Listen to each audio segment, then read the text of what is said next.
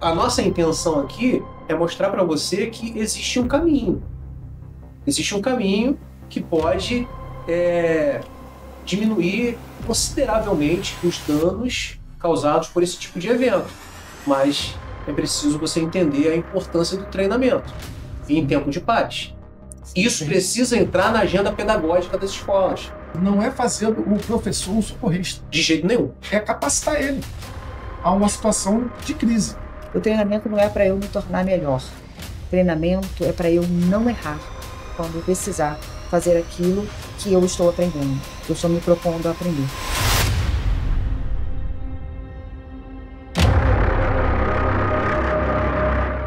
Senhoras e senhores, sejam muito bem-vindos a mais um episódio do EscudoCast Segurança Escolar Levado a Sério.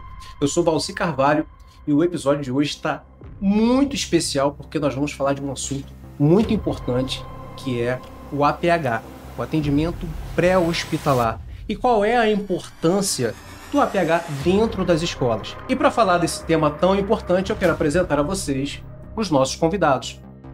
Catarine Noruega, muito bem-vinda, muito obrigado por participar com a gente. Obrigada, eu que agradeço pelo convite. Vamos embora. Vamos nessa. A Catarine, ela é bombeiro militar e instrutora em primeiros socorros e APH. Eu quero também apresentar a vocês Alex Correia, meu grande amigo. Muito obrigado por ter vindo, Alex. Obrigado você. Eu acompanho seu projeto, seu trabalho, e é muito interessante a gente estar aqui falando sobre esse assunto, esse tema. Maravilhoso. O Alex é professor de educação física, é especialista em APH tático, passou um grande período aí pela Força Nacional, atuando em diversos estados do país, tem um curso em Sistema de Controle e Comando de Incidente e hoje é paramédico de combate do Batalhão de Operações Policiais Especiais, o BOP, aqui do Rio de Janeiro. Então é muita experiência, muita bagagem dos nossos convidados hoje para falar desse assunto, desse tema tão importante. Eu tenho certeza que você vai gostar. E olha, já vou pedir vocês aí, que estão nos acompanhando, já começa a compartilhar para os seus amigos, clica aí no sininho para receber as notificações, dá um curtir, comente, que é muito importante, que quando você faz isso, o YouTube entende que o assunto é relevante e ele entrega para muito mais gente, muito mais escolas, pessoas que realmente precisam saber desse assunto. E o EscudoCast Segurança Escolar Levado a Sério é oferecido pela Seidel Automação Residencial e Cortinas. Desde 2014, a Seidel entrega soluções inteligentes e personalizadas para transformar a sua casa em um ambiente seguro, funcional e conectado. Automação, controle de acesso, sonorização e muito mais, sempre com a tecnologia que protege e traz conforto. Acesse o Instagram @seidel.brasil e conheça a inovação que transforma o seu dia a dia. Gente, para começar, vocês têm acompanhado aí o que tem acontecido pelo país. É um assunto tão sério que a gente vai abordar aqui hoje, que é o aumento da violência nas escolas, principalmente aqueles que provocam aí morte de alunos e profissionais de educação, provocado por agressores ativos. Isso tem crescido muito no nosso país, tem deixado de ser um caso isolado e se tornado uma recorrência. E os nossos convidados, eles estão aqui porque também compartilham da ideia de que é possível construir um ambiente escolar ainda mais seguro do que o atual modelo que nós temos. Então, hoje, o que vocês acham sobre a importância do primeiro atendimento em uma situação de crise, principalmente quando a gente fala desse cenário de ataques por agressores ativos? Qual é a importância desse primeiro atendimento? Vou começar pela Catarine. Vamos lá. Então, a importância, né, vendo que a gente está falando de um público leigo, em atendimento de segurança pública, que são os professores. Então, a importância disso é eles, primeiramente, saber manter a calma e conduzir tudo da melhor forma, né? Ter um olhar voltado ali para as crianças, para os adolescentes, para o público que está ali naquela escola, e eles saberem gerenciar essa crise que se iniciou de uma forma inesperada dentro de uma escola. Então, o principal ponto do professor, dos funcionários que ali estão, é saber ter esse preparo, na verdade, né? Para poder gerenciar essa crise que começa ali nessa escola. Exatamente. E, Alex, é um cenário também, né, cara? Você que está aí diretamente no combate, esse cenário, quando a gente trata de ataques por agressores ativos, envolvendo disparo de arma de fogo, ferramentas de materiais perfuro-cortantes, como facas, facões, machados. E aí, o grande problema desse cenário todo é que os agressores, eles querem no menor espaço de tempo, fazer o maior número de vítimas. E aí exige um cuidado maior, né? Principalmente nesse cenário também de proteção e de cuidado do atendimento pré-hospitalar. O que você tem a nos dizer em relação a essa atenção que precisa ter nesses primeiros minutos ou segundos de crise? Então, você não só manter a calma, né? Mas também ter o treinamento. Isso. A capacitação. Porque Exatamente. se você não capacitar, você vai ter uma pessoa inerte. Uhum. Né? Ela não vai saber o que fazer. Ela acaba se tornando uma outra vítima. Porque o atirador ativo, ele quer o máximo de vítima, como você falou. Então, se eu não sou capacitado a iniciar aquele socorro, tá? Eu vou causar mais danos ou me tornar outra vítima nessa ação. Exatamente. E o treinamento trabalha exatamente isso. É você avaliar a cena no primeiro momento, não é isso? Entender o que está acontecendo para esperar ou aguardar o melhor momento de agir. Eu sei que na hora do medo, né, e é importante dizer isso, que medo é normal a pessoa sentir diante de uma situação como essa. Mas quando existe um treinamento, esse medo ele não dá espaço para ser transformado em pânico, porque você em pânico você não consegue responder aos seus estímulos cognitivos. A gente trata aí no jargão militar, né? Cola as placas, e aí você acaba potencializando a chance de se tornar um alvo. Então, é o que você falou, o que a Catarina falou, é exatamente isso. Precisa manter a calma, avaliar a cena, esperar o melhor momento para agir. Não é isso, Alex? Isso aí. Avaliou ali a cena, viu que existe a possibilidade de agir. Quais são os primeiros passos que um profissional ele pode, diante de um agressor que está atacando com disparos de armas de fogo e ali algumas pessoas baleadas precisando de atendimento, qual é o primeiro movimento que um profissional pode fazer antes das forças de socorro chegar até o local, as forças policiais? Porque a gente tem aqui dados de que em todos os eventos de ataques por agressores ativos, quando as forças de resgate e de segurança policiais chegam no local, isso leva em torno aí a partir de 5 a 15 minutos. Então, durante esse período, muita coisa acontece, né? Então, é nesse período que é muito importante o profissional ali que esteja minimamente preparado para agir, conter, aí, se for o caso de uma hemorragia, não é isso? O que mata hoje numa situação dessa de crise? Sangue, sangramento. Tá? O que vai matar de imediato é a perda de sangue. Então, se a pessoa é capacitada, ela identifica aquele local que está tendo um sangramento, né? Primeira coisa, avaliar a cena, tá? Como é um local de crise que tem muitas pessoas correndo, gritando, vários cômodos, não tem aquela varredura total do cenário, que você não sabe quantos atiradores ativos Exatamente. se é um só, se são 3, são 4. Então, avaliar a cena e o mais rápido possível chegar naquela pessoa e extrair ela dali para um canto seguro, um local mais seguro, tá? Nesse exato momento não tem um local previsto, esse local seguro, porém você leva ela para um local que você achar mais propício e seguro, tá? De imediato visualizar qual o tipo de sangramento, qual o tipo de lesão que ela tem e começar a tratar com um material dedicado. O ideal é que a escola tenha um material dedicado. Sim. Né? Se você não tem um material dedicado, tá? Você vai tentar fazer um tamponamento com camisa, com a roupa da própria pessoa ali, para poder segurar o máximo possível a sobrevida daquela pessoa até chegar às forças policiais, né, e as forças de socorro, no caso o bombeiro, o SAMU. Perfeito.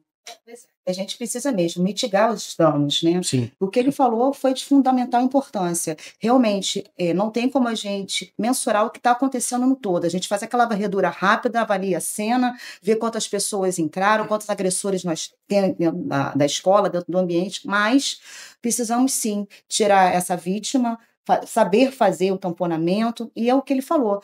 Tem que ter um treinamento prévio, porque se não tiver no treinamento prévio, uma capacitação prévia, a escola está preparada, ter kits de primeiros socorros em cada sala. O que a gente acaba vendo por aí é que às vezes tem um kit de socorro único que está dentro de uma sala de uma diretoria. Só para dizer que tem, não né? tem acesso, dificulta o acesso. Então, o certo seria cada sala ter o seu kit, porque num momento como esse, a gente não sabe o que vai acontecer, não dá tempo. Pode ser no pátio, pode ser dentro de um banheiro, iniciar dentro de um pátio, dentro de um banheiro, e aí?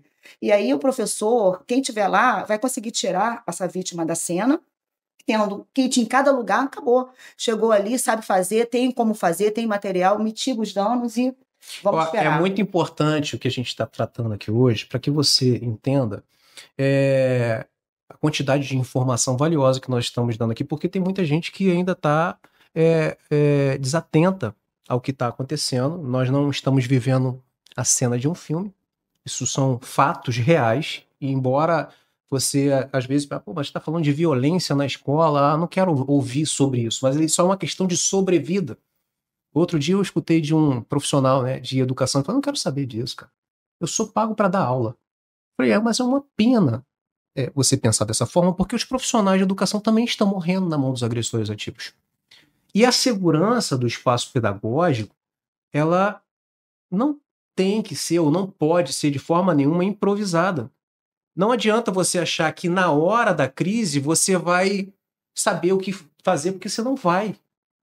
E eu tive nos Estados Unidos, né, Alex me acompanha aí bastante tempo, lá é normal o treinamento em tempo de paz. Então é obrigatório de 7 a 8 vezes por ano o treinamento para toda a comunidade escolar, para que quando caso aconteça alguma eventualidade dessa natureza, toda a comunidade já vai saber exatamente o que fazer.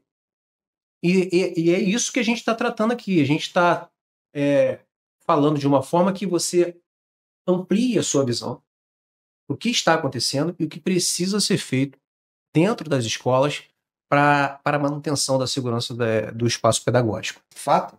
Promove muita gente. Sim. Políticos vêm, falam, todo mundo fala, e nada se faz. Exatamente. Não se cria um protocolo nacional, né, para que as escolas sejam capacitadas para esse tipo de evento. Porque tudo indica que o país ele é pacífico. Mas já vem acontecendo há muitos anos no Brasil. Só não é divulgado. Sim. Sim. E assim, o que você falou agora, a gente tem dados. Como eu pesquiso isso já há mais de 4 anos, com muita profundidade, principalmente os casos com vítimas fatais. O que aconteceu a partir de 2011 para cá? Então, 2011 teve o ataque em Realengo. Nesse ano, só na escola de Realengo foram 12 mortos e 12 feridos. Tasso da Silveira. A escola Tasso da Silveira, inclusive, eu estava de serviço, participei lá do resgate, na UFJSA, na época, que foi assim, um evento que realmente marcou minha carreira e minha trajetória, que eu não gostaria de ter passado, mas infelizmente aconteceu. De 2012 a 2016, quase não aconteceu caso nenhum. E aí, o que acontece com a gente enquanto ser humano, enquanto sociedade? Relaxa. Nossa, que triste que aconteceu ali. Nossa, aquela mãe perdeu o filho. Nossa, que triste. A menina ficou paraplégica na cadeira de roda. Participava de uma equipe de atletismo. Tinha todo um futuro pela frente. E aí agora com essas limitações, as crianças viraram estátua. Que pena. E acha que não vai acontecer de novo. E acha que não vai acontecer mais. Relaxa, acha que não é necessário tomar nenhuma medida, nenhum protocolo, criar um protocolo voltado para isso, pesquisar o que realmente vai funcionar de verdade. E aí, quando chega 2017, o gráfico faz assim, ó, Janaúba, Minas Gerais, 13 mortos, 41 feridos.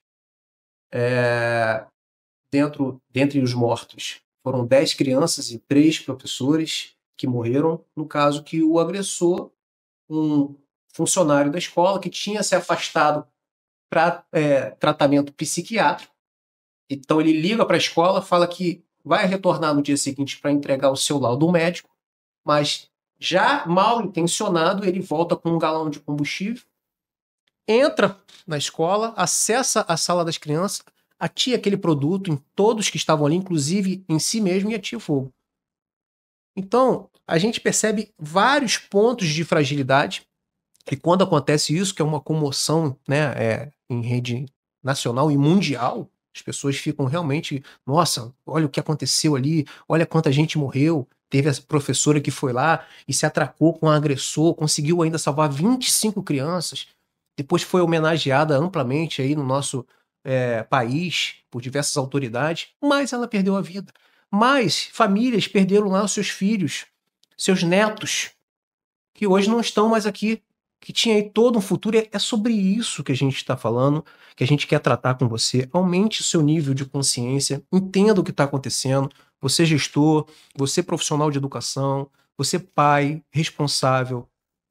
Procure entender um pouco mais desse cenário. É por isso que a gente está aqui trazendo sempre especialistas de diversas áreas para trabalhar com muita profundidade em cima desse tema, para que você possa ter o maior número de informação possível para falar sobre isso. A informação é importante, né? Parece assim que a gente está falando de algo muito surreal, né? As pessoas, quando a gente olha uma coisa catastrófica dessa forma, as pessoas ficam apavoradas, tem a comoção, como a gente está falando aqui, mas depois cai no esquecimento, as escolas não criam protocolos, os pais não exigem isso, porque também passa por tudo. Você falou anteriormente, uma comunidade escolar preparada, que vai passar por todos, vai passar também pelos alunos, pelos professores, pelo tio que fica lá na porta, por todos eles. Todo mundo com um protocolo de como agir em momentos inesperados, né? A gente precisa ter isso. E isso deveria ser obrigatório. Eu acho que, assim, eu penso, deveria ser obrigatório em todas as escolas, né? Qualquer pessoa que hoje se dispusesse a abrir uma escola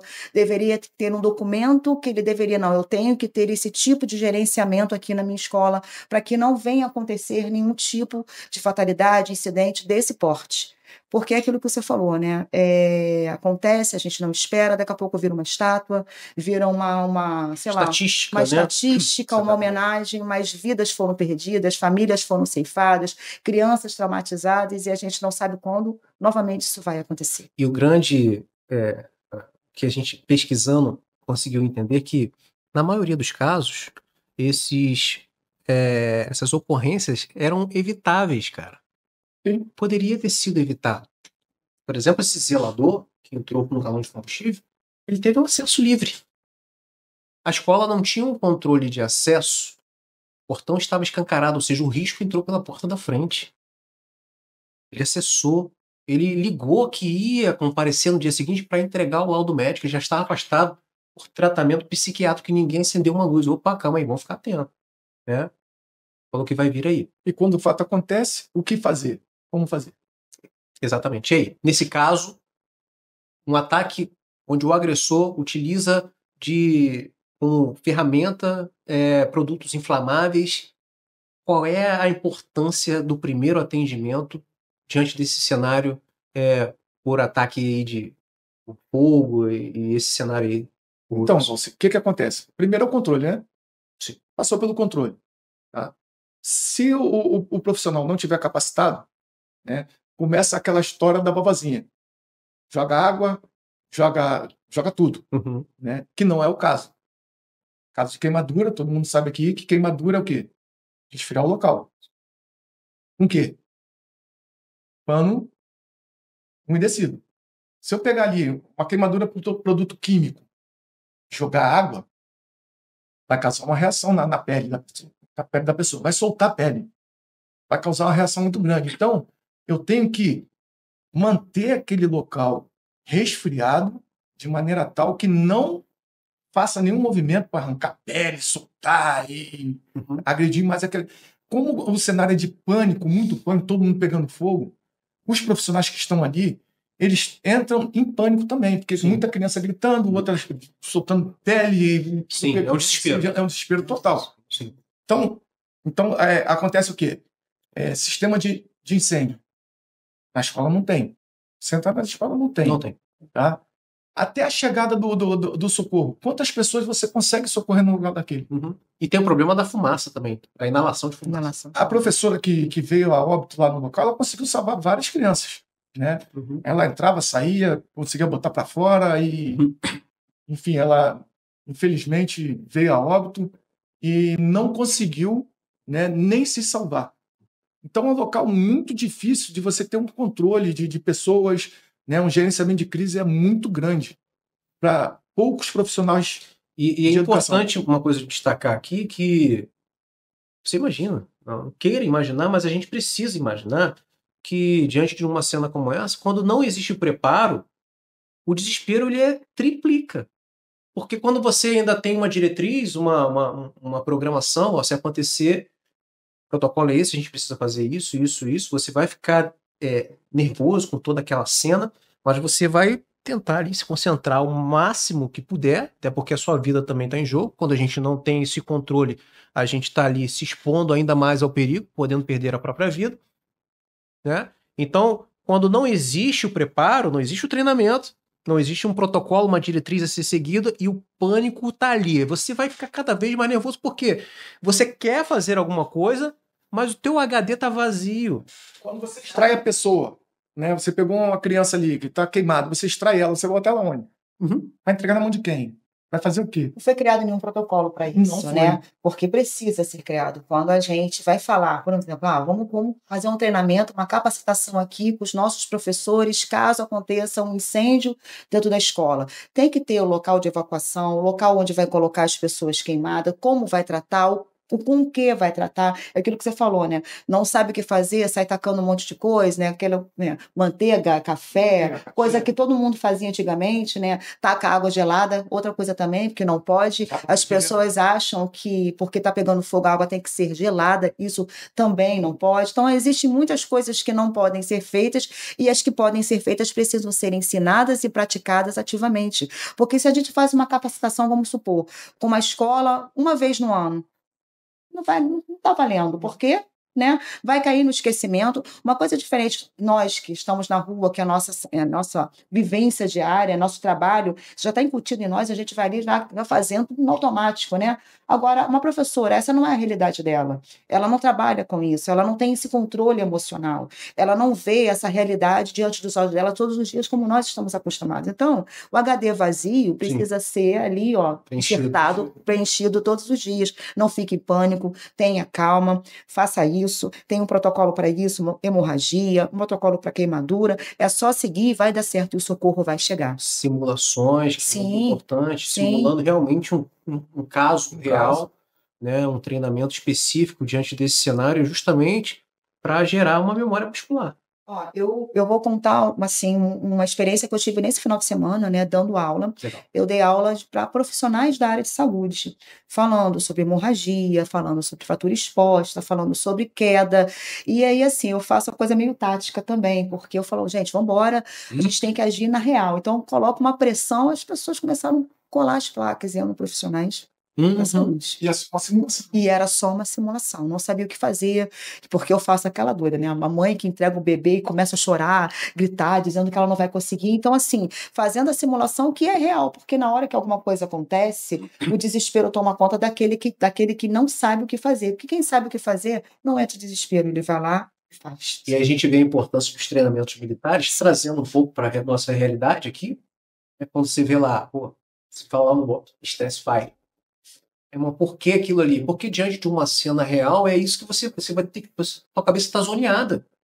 Você tomar uma ação, né, diante de uma cena de crise, sem estar ali sendo pressionado para aquilo ali, né, um treinamento sem a pressão, é diferente. Quando acontecer uma situação real, você vai achar que é aquela mesma tranquilidade do treinamento e você vai ver que o negócio é totalmente diferente. O ideal é que o treinamento chegue perto da realidade. Perto da realidade. Para a pessoa entender que a realidade... Chacoalhar o cérebro dela para ela entender que, calma aí, eu preciso concentrar aqui e fazer realmente o que precisa ser feito. E uma situação de crise dessa é inesperada, não é nada. Você está na zona de conforto, tá com a adrenalina baixíssima ali, tranquilo, dando uma aula, daqui a pouco aquela gritaria, aquela correria. A sua adrenalina vai lá em cima, você não sabe nem o que está acontecendo. E você sabe, cara, que dos casos que ocorreram no no país, uma das frases que a gente mais escuta as pessoas falar em entrevista, logo após o fato, a gente nunca espera que isso vai acontecer. Mas a gente nunca espera, mas sabe qual é o detalhe? Que mais de 80% dos casos com vítimas fatais no país, os autores desses ataques têm ou tiveram vínculo com a escola em algum momento, como alunos, ex-alunos, o caso lá do zelador, ou seja, os sinais estavam lá na escola em algum momento. Porque é uma informação importante também de deixar aqui para vocês que em todos os casos que ocorreram com vítimas fatais no país, precederam de ameaças. Seja uma pichação no muro do banheiro, uma mensagem de WhatsApp, uma verbalização que às vezes as pessoas não deram muita importância para aquilo. E a gente traz essa realidade justamente para o profissional de educação, no aspecto preventivo, entender esses sinais. E não achar que é uma qualquer coisa. Fez uma ameaça. Quem? Calma aí. Quem é o aluno que ameaçou? Qual é o porte físico dele? Em que momento ele falou isso? Foi no momento de estresse? Ele já tem um histórico de agressividade? Né? Com quem ele anda? O que ele pesquisa na internet? Tem que fazer um levantamento, porque a gente está falando de vidas. É de vidas. E aí a gente percebeu que em muitos casos os agressores praticaram ali, deixaram os sinais, alguns com ameaças diretas, e realmente voltaram e fizeram e praticaram um ato que os sinais não foram ignorados. E isso é um alerta que a gente traz, porque essa parte do APH que a gente está trabalhando hoje aqui, do atendimento pré-hospitalar, que é muito importante você ter essa consciência, é quando todas as outras esferas de segurança falharam. Esfera. Tudo aconteceu. É por isso que eu trago para você aqui o método Escudo 360, e aí você vai entender, a hora que o livro já está prestes, deixa eu fazer uma merchan que já está prestes a ser publicado. Você lê o livro, você vai entender exatamente o que a gente está falando, que a gente trata justamente desde a prevenção até o pós-fato.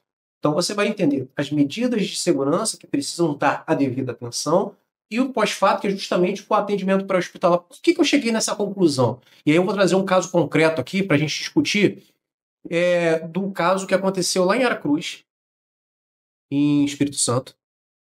O agressor, um ex-aluno, 16 anos, entrou pelos fundos da escola, acessou a sala dos professores e tinha mais de 10 profissionais na hora.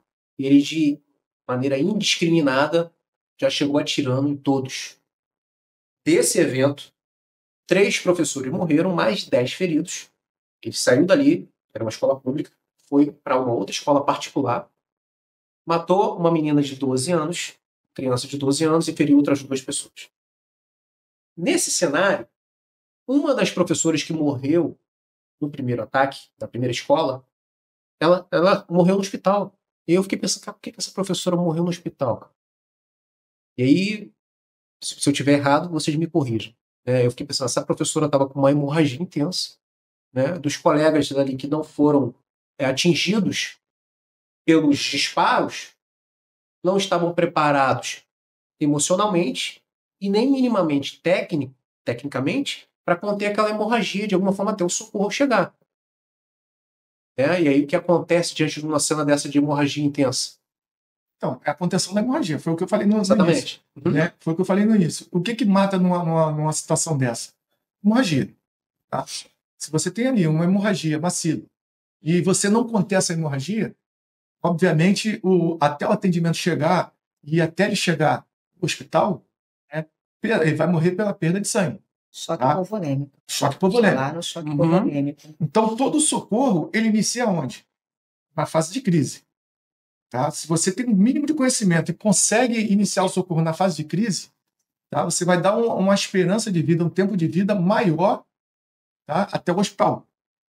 Costumo dizer, é a hora zero. É a hora que efetivamente acontece. Se tem alguém ali, naquele momento, na hora zero, que sabe socorrer, que sabe atender, você preserva a vida do outro. Ainda mais numa situação como ele está descrevendo, como nós estamos descrevendo. Uma hemorragia, que pode ser aquela hemorragia que a gente está vendo e a que a gente não está vendo. E acho que, de repente, até o que a gente não está vendo mata mais do que a hemorragia externa. Porque uma hemorragia externa, você vai lá, faz o tamponamento, você está vendo, você consegue conter. E a hemorragia que você não está vendo? Se você não tem um olhar técnico, um olhar crítico, de começar a ver ali uma sudorese, uma pele fria, uma pele pálida, um abdômen que está ficando mais duro, uma pessoa que começa a pedir muita água, estou com sede, estou com sede, estou com sede, tudo isso são sinais de choque. E só vai ser minimizado, mitigado, se quem está próximo ali naquela hora zero souber identificar isso. Para isso precisa de treinamento. Precisa de treinamento, e olha a importância dessas informações para você. Porque o que a gente vê acontecer direto às vezes, alguns gestores, né, sem generalizar, obviamente, que a gente não faz isso, mas alguns gestores terceirizam tanto a parte da segurança quanto a parte do socorro. E acham que assim, qualquer coisa liga para a polícia, qualquer coisa liga para o bombeiro, qualquer coisa liga para o SAMU. Só que é essa hora zero aí que faz toda a diferença. Quem consegue pegar no telefone numa hora dessa? Exatamente. Dificilmente. Exatamente. Todo mundo quer correr. Até quem sabe tratar quer se esconder de alguma forma. Ele sobrevive. Ele tem que sobreviver. Mas depois que o fato ele sai daquela localidade, eu tendo conhecimento, eu posso começar a atender. Exatamente. Eu vou priorizar as pessoas que têm mais chance de sobrevida. Uhum. Tá? Se eu pegar ali uma pessoa tem um disparo na cabeça, né? Tá com perda de massa encefálica, mas tem outro ali que está com disparo na perna, eu vou atender quem? Está com disparo na perna, que tem mais chance de sobrevida. Quem está com disparo na cabeça. Essa avaliação para entender quais são as prioridades, dentro daquele dos cenário. feridos. Isso, dentro dos feridos. E ter o material dedicado. Também não adianta eu tentar atender improvisando. Tá? Claro, eu não tenho material. Não estou dizendo que é para improvisar. Mas eu não tenho material, eu tenho que ajudar de alguma forma.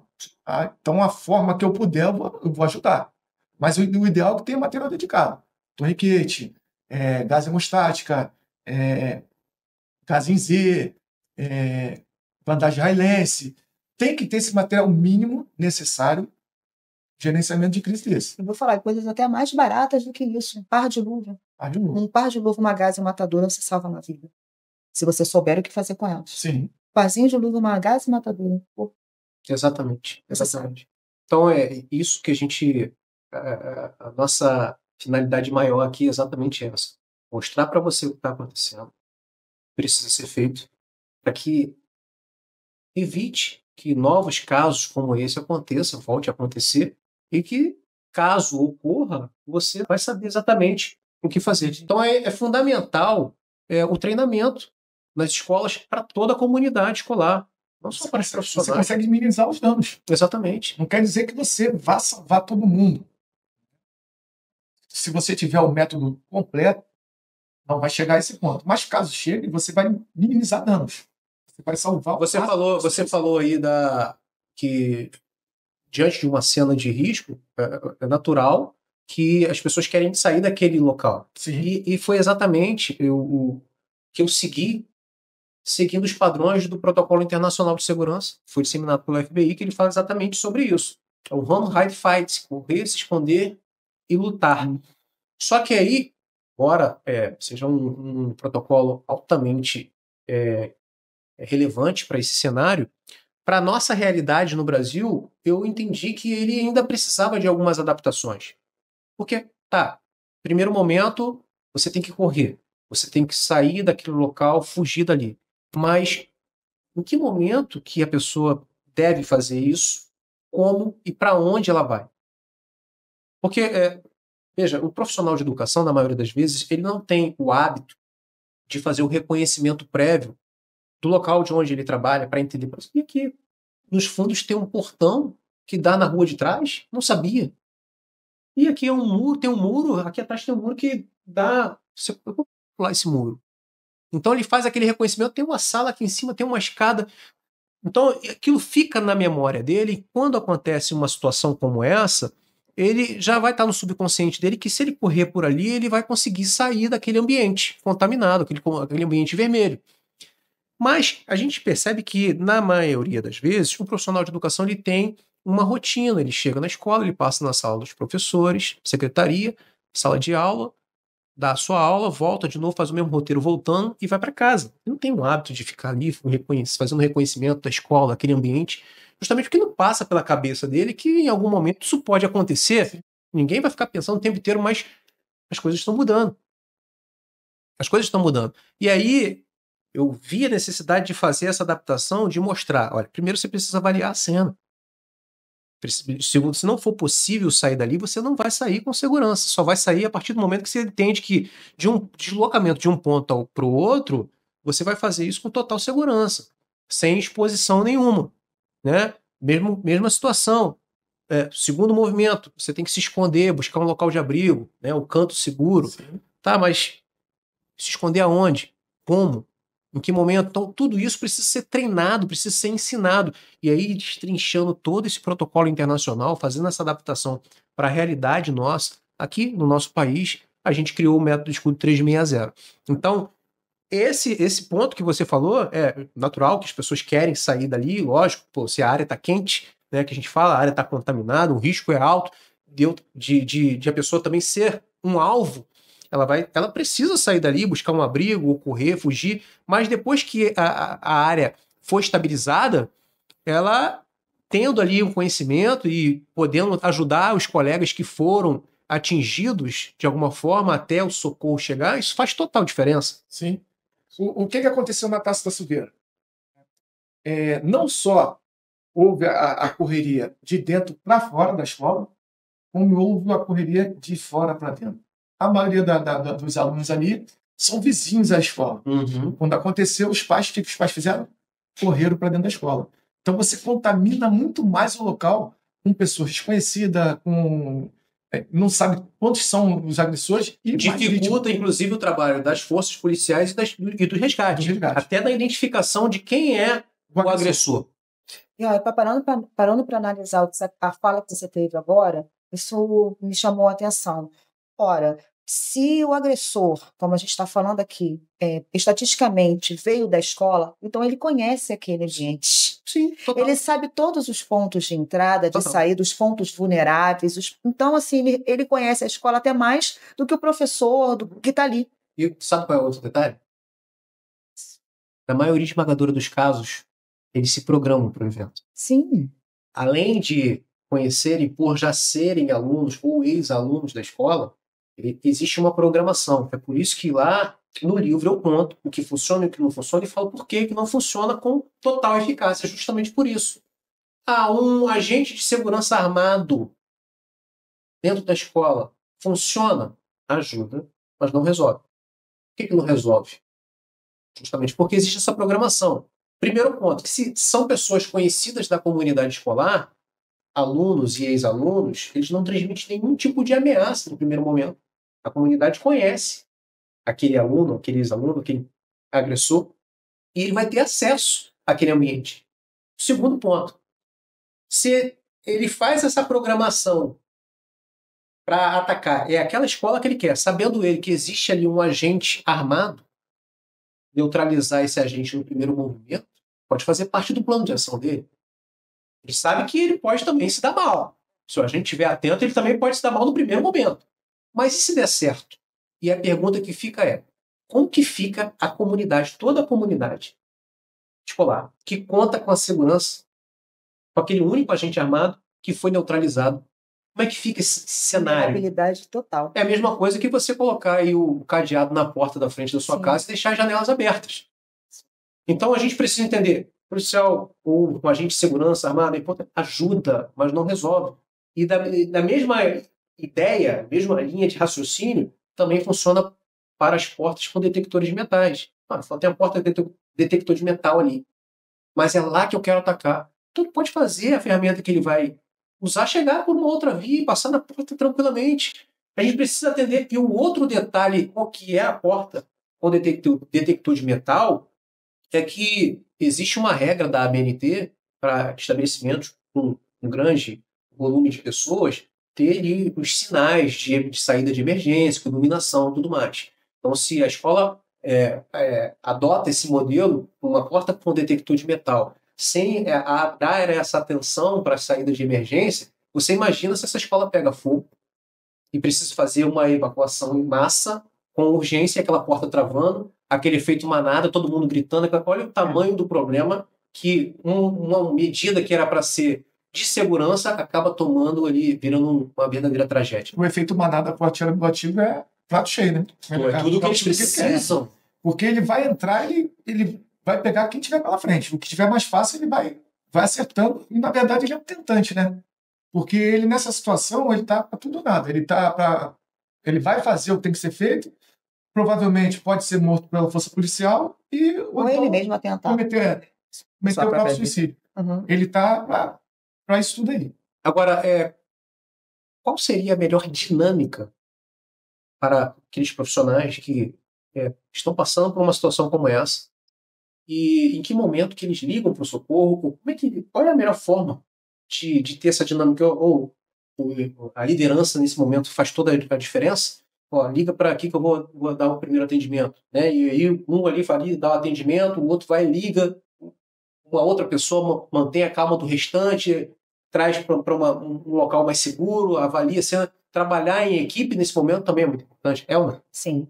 E assim, né? Falando agora em gerenciamento disso tudo. Se a gente, né, coloca ali o grupo de professores, o corpo de professores, os funcionários, tendo essa capacitação ali bimestral, trimestral, que seja, ali mesmo você já vai percebendo quem é o líder, quem vai liderar, quem vai ser o bom ali para trabalhar com vítima baleada, com vítima com hemorragia, ali mesmo já fazendo aquela triagem.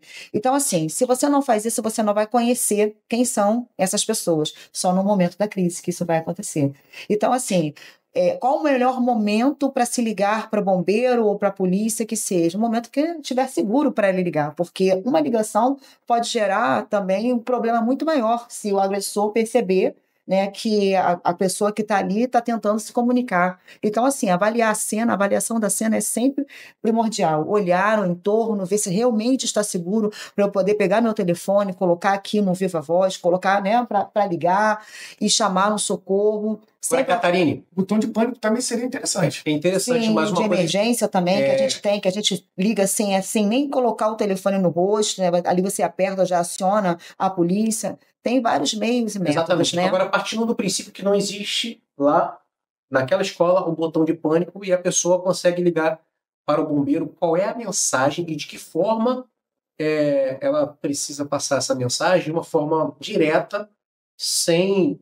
que vai ajudar de fato ali as equipes de socorro. Então, Valci, se essa pessoa que está ligando, ela não está sendo vista pelo agressor, é de forma direta mesmo. Ela vai falar, estou aqui na escola tal, um agressor entrou, está baleando os professores, os alunos, ou esfaqueando, preciso de uma urgência aqui agora, uma ambulância, e a própria bombeiro também já vai acionar a polícia para também não fazer com que o agressor tenha que ficar ligando, né? Agora eu vou desligar, vou ligar para a polícia. Não. O próprio bombeiro, se a opção dela primeiro foi o 193, então o próprio bombeiro já vai acionar a polícia e quem mais precisar de resgate para aquele local.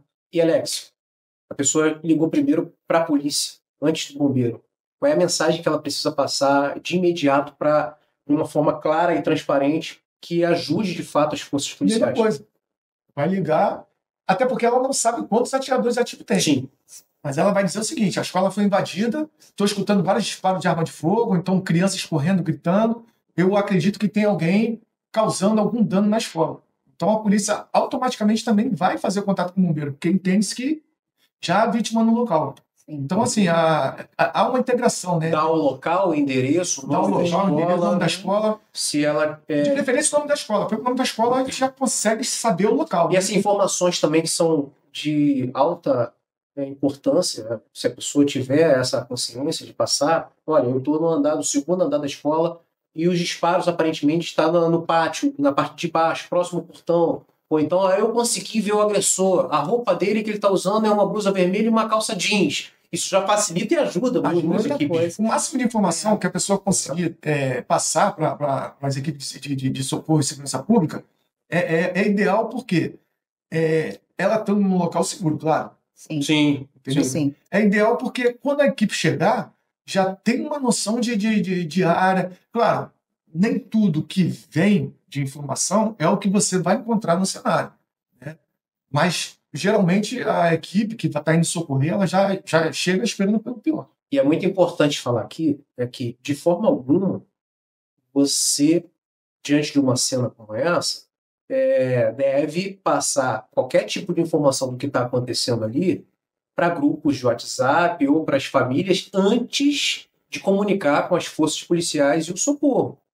Porque, como a gente disse anteriormente, isso dificulta o serviço das forças policiais, isso dificulta o serviço das forças de socorro, né, de acessar o local, porque acaba aglomerando uma quantidade de gente muito grande em torno da escola. Então, o acesso dificulta identificar quem é o agressor. Então, primeiro movimento, imprensa esquece. Nesse momento, você não tem que falar nada para a imprensa, né, porque a desinformação também ela pode potencializar as chances de muito mais pessoas serem atingidas ali por conta das informações que estão passando. Você tem que passar a informação para as forças policiais, corpo de bombeiro, que são ali realmente os órgãos que vão ajudar diante desse cenário.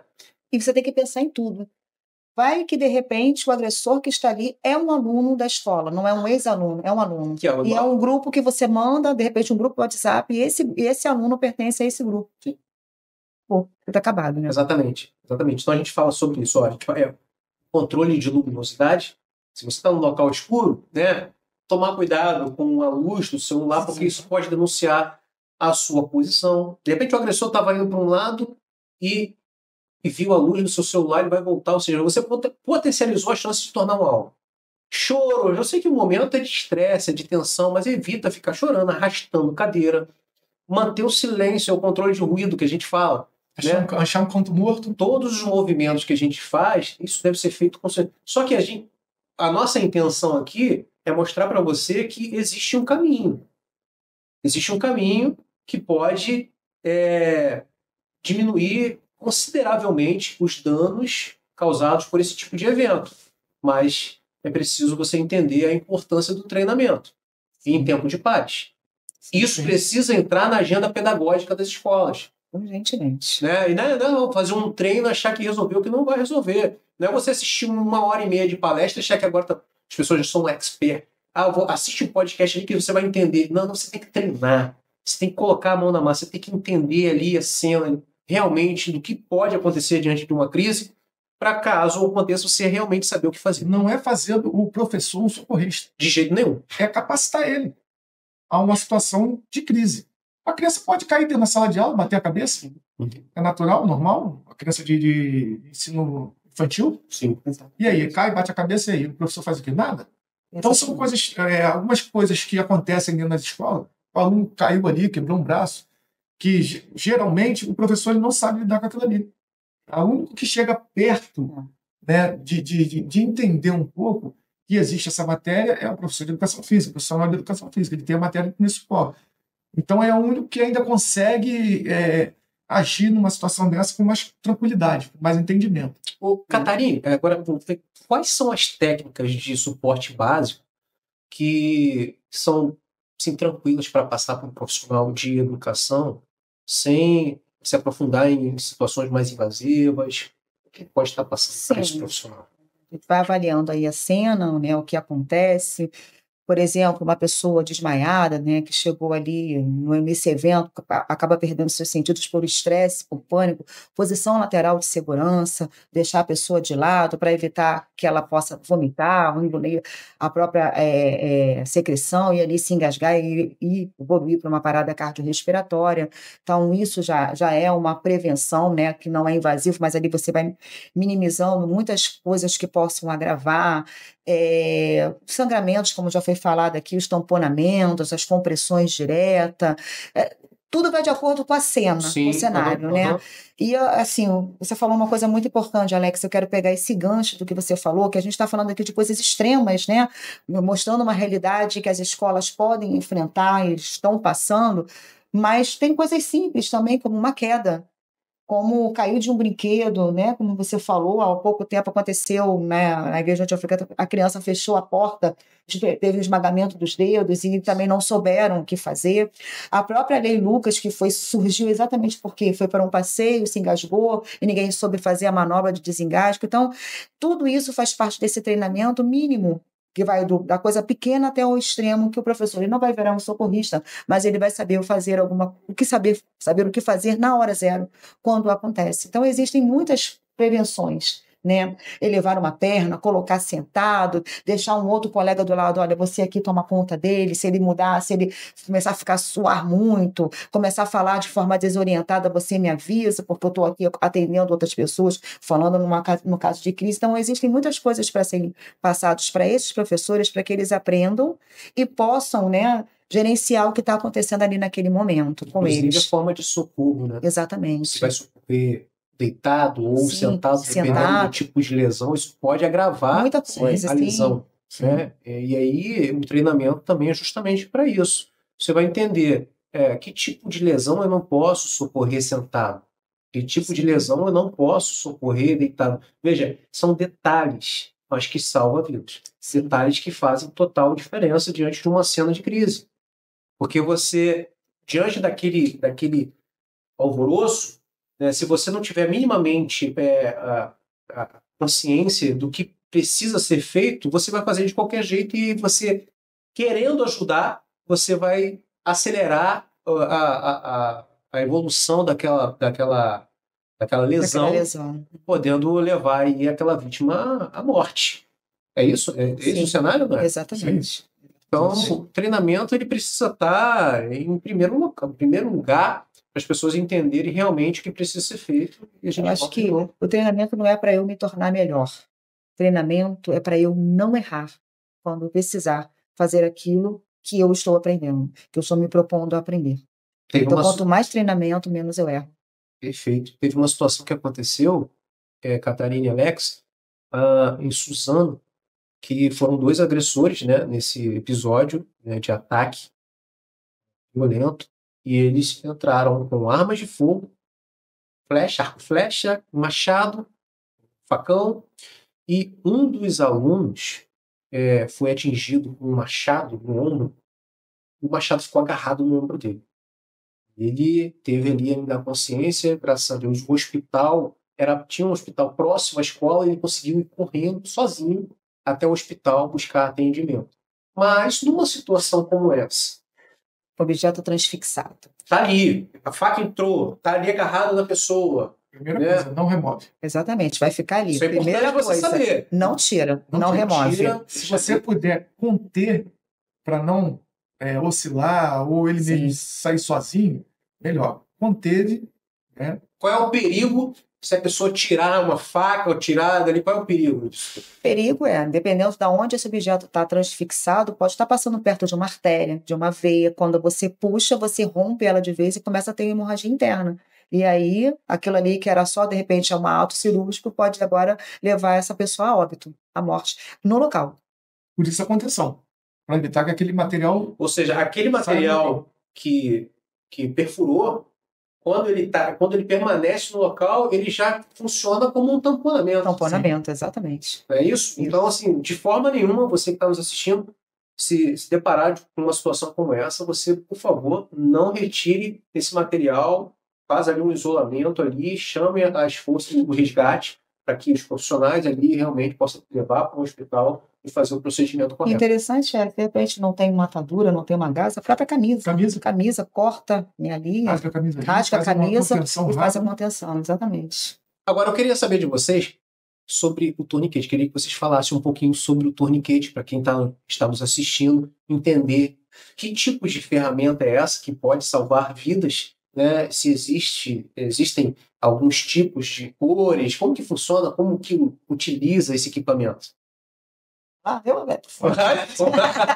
lá. Legal. O torniquete, né, ele foi um vilão por um tempo, mas ele é um instrumento de grande valia. O torniquete é usado, né, em caso de fraturas expostas, esmagamentos de membros. É importante dizer que o torniquete ele é usado em membros, então pode colocar em cabeça, pescoço, abdômen, né, Alex? Não é isso? Sim. E ele tem diferença de cores, sim, né? Então, já falando em ambiente escolar, o ideal é que a escola que vai montar o seu kit de primeiros socorros, que vai deixar lá de acesso ao professor, ele seja um torniquete de cor laranja, que é um torniquete visível, é um torniquete que é visto todo o tempo, ele salta aos olhos, então. E é importante também a pessoa que colocar anotar o horário, né? Porque quando a PH isso é importante falar, né? Exatamente. Quando a PH chegar, quando o SAMU, quando o bombeiro chegar e levar, encaminhar essa vítima ao hospital, ele tem a informação de quanto tempo aquele torniquete está ali naquela pessoa. E isso é de fundamental importância para o hospital, né? Porque a vítima vai ser levada. Quer terminar de falar? Então, a colocação do torniquete, o que acontece? Primeiro, eu tenho que identificar qual o grau do ferimento, né? Qual o grau do ferimento? Se ele está com um sangramento massivo, muito sangramento, artéria, muito sangramento. Então, eu vou ali e coloco o torniquete, tá? Alto e apertado. Por que alto e apertado? Porque eu posso estar com sangramento distal, mas posso estar com proximal e não estou vendo. Então, boto alto e apertado, né, até o segundo momento que eu posso estar avaliando e reposicionando esse torniquete. E já existe um torniquete infantil. Sim. Já tem um torniquete infantil. Importante essa informação. Não adianta eu ter um torniquete adulto, né, e vou botar no braço de uma criança de 6 anos, 5 anos. Ele não vai pegar ajuste, não vai dar perda. Tá? E quando eu devo retirar esse torniquete? Depois que eu colocar? Em nenhum momento. Em nenhum momento. Quando é que eu devo afrouxar o torniquete? Porque sempre tem essa pergunta, isso, né? É uma dúvida. As pessoas sempre perguntam, mas eu posso? O SAMU ou o bombeiro, o socorro está demorando aqui 20 minutos para chegar. Posso afrouxar? Podemos afrouxar, Alex? Não. Coloquei de maneira nenhuma. Eu não tiro mais. Vai doer, vai machucar, eu não tiro mais. Eu só tiro dentro do centro cirúrgico. Dentro do centro cirúrgico. Até porque eu já vi que tem uma artéria que está vazando muito. Então, eu coloquei o torniquete, automaticamente eu vou passar para a força de socorro, que ele está com torniquete, porque ele tem uma artéria né, que está dissecada ali, está perfurada. Está jorrando né? Sangue ali. Então, a pessoa que está vindo socorrer, ela sabe que quando chegar no médico, ela vai passar para o médico. Doutor, está de torniquete porque está com a artéria perfurada e tal. Ele vai entender e só vai tirar dentro do centro cirúrgico. Então, deixa eu só fazer aqui então, um exemplo, porque eu adorei isso, né? Proximal, distal, né? A gente da área de saúde, a gente tem muito técnico quanto a isso, mas já que a gente está falando lá para o profissional leigo, que é o profissional da educação, que não é um socorrista, então a gente vai fazer aqui, vamos exemplificar. Então, eu vou mostrar para você meu braço, você vai fazer, ele vai me atender. Então, eu tive aqui uma fratura, eu tenho aqui uma fratura exposta aqui no meu antebraço, está sangrando pra caramba, e aí você vem colocar o torniquete, a professora, você é o professor, aonde você colocaria? Então, sendo que meu sangramento é aqui. Sangramento aqui, de imediato, vou colocar alto. O mais alto possível, né? Próximo da articulação. Porque eu tive um caso até que eu vou falar do meu colega que tomou um PAF no punho. PAF, para quem não sabe, é perfuração por arma de fogo. Por arma de fogo. Foi colocado o emergencial, alto e apertado. Tá? Logo depois que eu fiz o cheque do braço do colega, eu vi que não tinha nenhuma perfuração mais acima. Eu coloquei um outro torniquete proximal, não em cima da ferida, coloquei proximal ao ferimento e liberei o distal. Porque eu não vou ficar esmagando um músculo desnecessário sabendo que o ferimento só está ali embaixo. Só está ali embaixo. Perfeito. Entendeu? Eu consegui ficar um pouquinho mais próximo do ferimento. Maravilhoso. Então, assim, isso você só consegue com o quê? Com prática. Tá? E dentro de um cenário desse, que é uma crise muito grande, o ideal é que você coloque alto e apertado. E assim, o torniquete é ideal também que quem vai trabalhar, manusear com ele já saiba como manusear, porque ele não é de fácil manuseio, para quem nunca pegou ele a primeira vez. Por isso a importância do treinamento, inclusive com o torniquete, porque quem vai usar a primeira vez pode até, né, se embolar um pouco, não saber como fazer, então precisa aprender antes também. E assim, quais são os equipamentos de primeiro socorro que vocês julgam serem essenciais e estejam ali à disposição, tenha na escola para ter esse tipo de ocasião, esse tipo de evento de crise? Então, a gente costuma falar o seguinte, né? Extremidade, torniquete, né? E tamponamento, compressão. Torniquete e compressão. Tórax, selo de tórax. Tá? Serve avaliado, serve até para pérfuro cortante. Pérfuro cortante. Faca, machado. Tórax, selo de tórax. E áreas juncionais, preenchimento. Tá? O que é o preenchimento? Pegar a gaze, empurrar na ferida, vou fazer um tamponamento. Então, isso é um material dedicado. Sim. Não tem como a pessoa se confundir. Extremidade é um torniquete. Tesoura? Então, basicamente, tesoura ponta-romba, que é bom, né? Porque para não você cortar. Poder cortar ali uma calça, uma camisa, alguma coisa desse tipo, né? Um cadastro, alguma coisa desse tipo. Agora, vocês acham que é importante que as escolas adotem a medida de ter lá em cada sala um kitzinho desse? Eu acho que é importante isso. Eu acho que seria super válido cada sala ter lá um quadradinho com esses É equipamentos. importante que tenha e que saiba usar. Que saiba usar, exatamente. Porque vai passar ali, vai ter, é igual o shopping. O shopping tem ideia lá no shopping. Todo mundo sabe usar o ideia. O material é inteligente. Ele faz a leitura sozinho. Ele faz a leitura sozinho. Está tudo explicado ali, mas quando acontece uma situação, a pessoa passa, olha, não sabe fazer. A academia tem ideia, mas ninguém sabe usar. Agora, uma outra informação que é importante a gente passar aqui. Né? O cenário está lá, a crise está lá, o profissional que não foi atingido, ele foi e conseguiu prestar o primeiro socorro para a vítima até as equipes especializadas chegarem até o local. É importante ele captar informações com aquela vítima para passar para a equipe de resgate, como o nome, idade, essas informações é importante eles saberem também, porque às vezes a vítima ela pode entrar numa fase de inconsciência e não... Ou de desorientação, né? E não conseguir falar com a equipe com socorro, né? E são informações importantes para passar para a equipe de resgate? Tem, né? Que você sabe. Como são muitas vítimas, dificilmente você vai captar essa informação. Você está atendendo 1, 2, 3 pessoas, dificilmente você... A emergência ali é outra. E outra coisa, como a gente também está no meio da crise, né? De repente a gente não sabe como está o sangramento externo, sangramento interno, melhor deixar a vítima quietinha e a gente só avaliando se está respirando, melhor assim, do que fazer a vítima gastar a energia que ela tem ali, ainda falando, ainda tendo que lembrar, porque às vezes esquece o nome, esquece o endereço. Isso é melhor deixar a vítima ali quietinha. Se a pessoa que estiver praticando ali o primeiro atendimento perceber que a vítima está entrando em desorientação, tem alguma coisa que ela possa fazer para manter aquela vítima orientada, falar alguma coisa, ou deixa e faz só o atendimento mesmo? Tem que manter a vida. O que é a vida? Circulação e respiração. E conter o sangramento. Ela mesmo perdendo a consciência, está respirando, está contido o sangramento, está com circulação, é o suficiente. É manter ela viva. Gente, olha, infelizmente a gente está chegando ao final, mas que conteúdo maravilhoso. Olha a quantidade de informação que nós passamos aqui, né, através desses profissionais maravilhosos que nós recebemos aqui no nosso SchoolCast, Segurança Escolar Levada a Sério.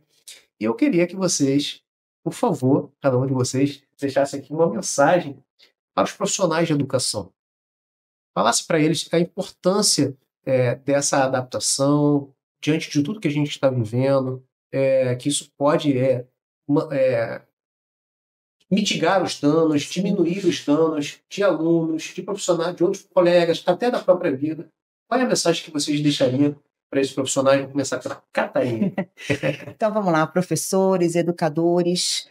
Nós não estamos aqui trazendo notícias alarmantes, nós estamos trazendo notícias reais para vocês, para que vocês tenham um conhecimento do que realmente acontece dentro das escolas. E assim, nós não queremos novas vítimas, nós queremos que tenham pessoas, professores, gestores, educadores preparados, gerenciando crises, sabendo como agir quando alguma coisa acontecer. Então, aproveite essa oportunidade que a gente está aqui no SchoolCast, passando essa conversa aqui, eu, Alex, Valci, passando um pouquinho do nosso conhecimento para vocês, abram a mente de vocês para isso, para que vocês possam alcançar cada vez mais a elevação, a educação, porque a educação, a promoção, a propagação de tudo que a gente falou aqui é que vai salvar vidas, não somente a sua, como das crianças que estão sob a responsabilidade de vocês. Maravilhoso. E Alex? Você é profissional da educação, professor, gestor, dono de escola, a mensagem que está sendo passada aqui no SchoolCast, tá? Ela é uma mensagem que lida com vidas. Nós estamos preocupados com vidas. Então, você não vai ser mais um profissional de socorro. Você não vai se tornar um profissional de socorro. Mas você sim vai estar capacitado a participar e gerenciar uma crise em que você vai estar inserido, que você pode ser uma vítima potencial.